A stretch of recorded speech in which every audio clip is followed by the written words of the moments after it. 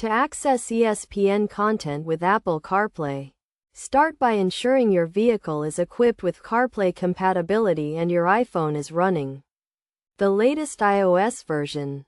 Next, connect your iPhone to your vehicle's infotainment system using a USB cable or wirelessly if supported. Open the CarPlay interface on your vehicle's display and navigate to the Apps section.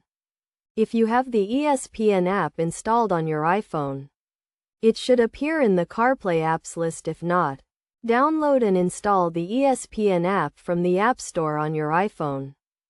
Once the ESPN app is installed, launch it from the CarPlay interface. You may be prompted to log in to your ESPN account or authenticate with your cable provider to access premium content. Enter your login credentials or follow the on-screen instructions to complete the authentication process. After logging in, you will have access to a range of ESPN content, including live sports, highlights, and original programming. Use the CarPlay interface to navigate through the ESPN app and select the content you want to watch or listen to. You can use voice commands with Siri to control the ESPN app and play content hands-free.